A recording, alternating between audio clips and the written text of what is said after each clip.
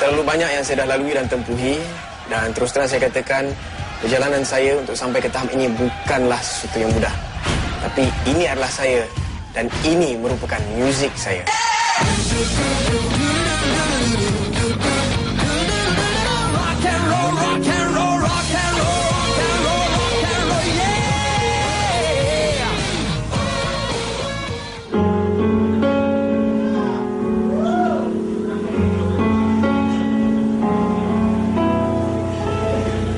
I grew up abroad during my early years, and I went to school in England from 1980 till 1986.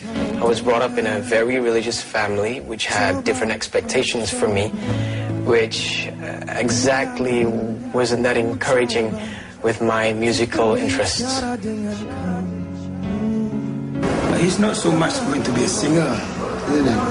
I think he likes music, but I cannot imagine him performing, especially knowing him. People come up to me and tell me how I actually look very confident on stage, but they don't actually know that I very timid, kecil-kecil loh. Feeling he was a very quiet boy. In fact, he's been quite quiet until his schooling age. And I think this has to do with, being in someone else's country, thinking, wow, these kids are so cool. And I was like, he doesn't like to meet people. I just can't imagine how he was going to be on stage one day. So I just felt like I didn't fit in very well with them. So I think that's where I got that from. Okay, ladies and gentlemen, this is my happiness. Our perception about him to take up singing seriously is a bit different lah.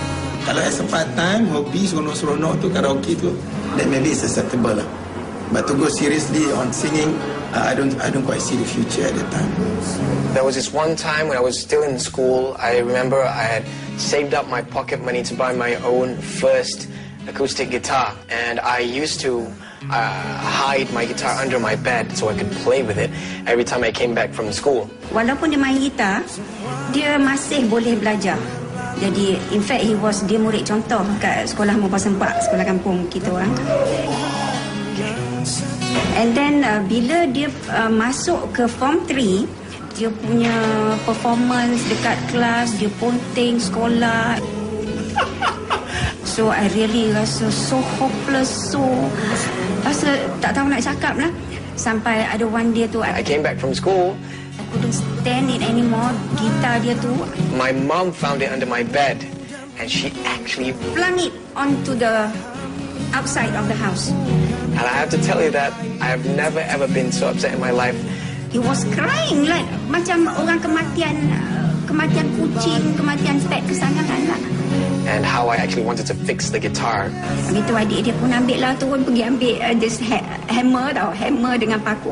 So dia repair balik. But it was actually impossible. I thought that would stop him, but in fact led me to run away from home. And I still remember it was for about 1 week. In the end, teacher dia pergi track him down, and then teacher dia pujuk dia, baru dia balik. So apa orang kata, once your son or your daughter has decided on what he wants to do, just go along with it. But just be there to be with them. Just be behind them so that they are guided. Itu aja.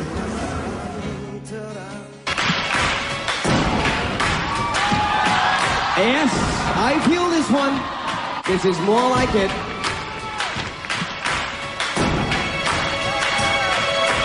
Buddy, you're a boy, make a big noise, playing in the streets, gonna be a big man someday.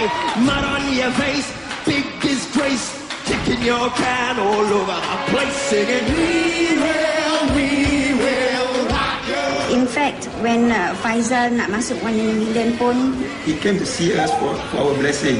I want him to be himself. Let him be free. So if we have given our blessing, we might as well follow him. And he said, you know what does it mean when you are an artist? Life won't be the same anymore for you.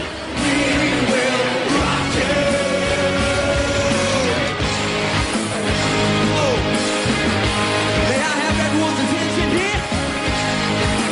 If you guys are like the people over here, you're gonna have And it was during One in a Million that I came to terms with myself and overcame my personal issues. And I still remember very clearly how during that One in a Million grand final night, though at the back of my mind I knew that most probably Suki was going to win, I just wanted to go up on stage and do my thing, and I stayed true to myself.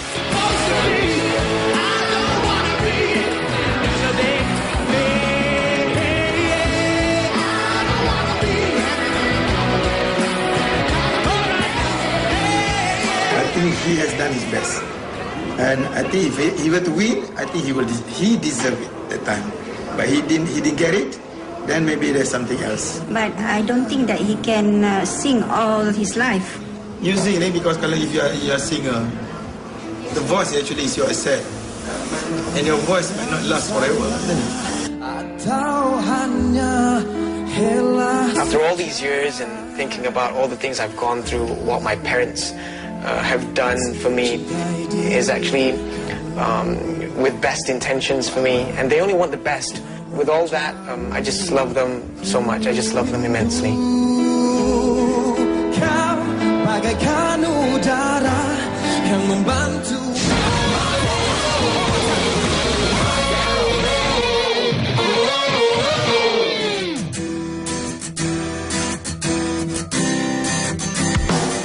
For the past year, people have known me as a singer. I never expected myself to be in this situation, this position at the moment, because I wasn't actually really fond of being a singer. I've always wanted to be, someone in a band, playing a musical instrument, being a songwriter for the band. Yeah, I saw potential in Faizal to become a huge star. I'm thinking I got to do something with him. I remember Isam sent me a text saying that he had a very interesting proposal for me. I don't know what year at that time, but now after that I knew. But I couldn't think properly at that time, 6 in the morning, and I was still like, drained up from the grand final thing, tired. I didn't know he was up. I thought he was just gonna wake up and then see the SMS. So I did give him a call, and he explained how he actually wanted to pull me on board into his new recording label, which was Monkey Bone. It was like a dream come true. I've always wanted to work with Isam since his Positive Tone days, because I think there was this certain something about him that I could, work with him, and I kind of saw this chemistry thing between me and him. We had the same wavelength about music, and then there's the freedom of wanting to do what I want to do. Oh yeah, but I always meant musically. He actually put his faith in me to do this album on my own with Audi. Now everybody was confused because why Audi? Audi is known as a pop dance producer, but I know Audi is more than that. I know he can write really good songs, and he's not stuck with the normal conventional way of songwriting. So the songwriting process was very interesting on this album, on this project. I don't think I've done this before. It doesn't sound like what people think Audi would write, and it doesn't sound like what Faizal would have written had he worked alone. So this partnership is really great. To me, it feels very John Lennon, Paul McCartney, very George Martin and the Beatles. So there was this one session where I just came to his studio, and then I have a guitar, and he will start playing little riffs, or I'll start banging something on the keyboard, like a piano riff or a drum bit, and I told him what I listened to, and gave him a few samples or examples of the music that I wanted my album to sound like. We'll just do little pieces of things like that, changing. And sometimes he'll play something nice, and then we will stop and then say, hey, maybe we can develop this. Because we worked very well. The chemistry was so strong. The bonding was so strong. I never actually thought I'd be working with someone this much, and I never thought I'd be loving working with someone this much. And that's how we got a lot of the songs that we worked on together. And it sounds very him, because there's a part of him in the song, and you can see his stamp on it. I had 2 tracks in this album where I actually had a lot of fun. Those 2 songs would be Karena Kamu and Lada Di Dam. As for Lada Di Dam, I think it was very, very fun because we never took the song very seriously. I'm not kidding. I just came up with a riff, and Audi came on with the melody, we came up with a cool arrangement, and I came up with some really cool lyrics with Audie, and that was just about it. It was just like having fun.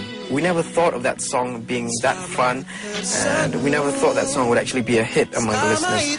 So we're happy that we actually got loose and didn't, we weren't so uptight about, the song and everything. So it was just fun. I think the next big thing on my mind that I would actually want to do, apart from songwriting and producing, is actually having my own band. Yeah, Faizal told me that he wants to front a band, a rock band, which I think is cool. I'm looking forward to do this, though I haven't actually had any auditions to, get my own lineup. So having to perform on stage without your own band, it's not that cool to me, you kind of like get a bit bored sometimes. Because when you have a band, there's dynamics that you work with the band members and you feed off each other and you become better. Like for instance, Chris Daughtry did a pretty cool move. He made the right decision to actually have his own band, and they had Daughtry. So I'm thinking maybe if I have my own band, I'd call it Tahir. But whatever it is, I think that having your own band is a must for a rock singer like me. But I hope you still be Faizal Tahir, the solo artist with a band backing him. So yeah, Faizal, we should have his own band, and we'll always make sure that whenever he performs, he will have a band.